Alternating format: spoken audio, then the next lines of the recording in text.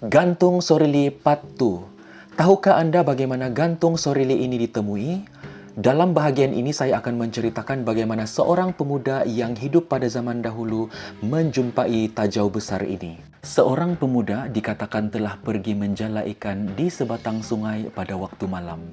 Setelah penat menjala ikan, pemuda tersebut berehat dan bersandar pada sepohon kayu di tepi sungai.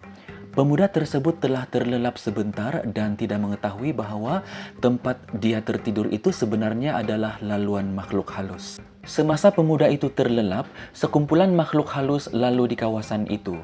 Ketua makhluk halus itu mendapati bahawa pemuda itu sedang tertidur dan menghalang laluan mereka, lalu mengarahkan pengikutnya untuk mengangkat pemuda itu untuk dibawa pulang ke alam mereka. Pemuda itu terjaga dari tidurnya namun terus berpura-pura tidur supaya tidak diketahui oleh kumpulan makhluk halus tersebut. Makhluk-makhluk halus itu cuba memuatkan pemuda itu ke dalam sebuah tajau bagi memudahkan mereka mengusung pemuda tersebut. Semasa kumpulan makhluk halus itu cuba memuatkan pemuda itu ke dalam sebuah tajau, pemuda itu berpura-pura mengangkangkan kakinya agar dia tidak muat untuk dimasukkan ke mulut tajau. Ketua makhluk halus mengarahkan agar tajau yang lebih besar dibawa ke situ bagi menggantikan tajau pertama tadi. Dikatakan pemuda itu mencuba pelbagai cara supaya tidak berjaya dimuatkan ke dalam tajau makhluk halus, termasuklah merentangkan tangan dan juga membengkokkan badannya.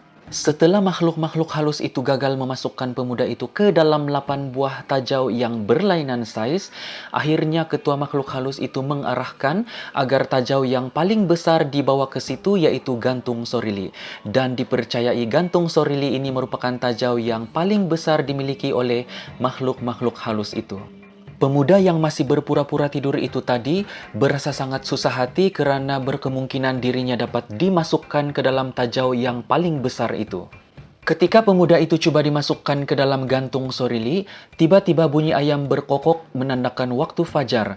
Kesemua makhluk halus itu berasa panik kerana mereka tidak boleh berada di situ menjelang siang hari. Ketua makhluk halus mengarahkan agar gantung Sorili ditinggalkan di situ sahaja bersama pemuda itu kerana mereka harus bergegas pulang ke alam mereka. Setelah kesemua makhluk halus itu beredar dan matahari mula terbit, pemuda itu segera bangun dan mengangkat gantung Sorili itu untuk dibawa pulang ke rumahnya.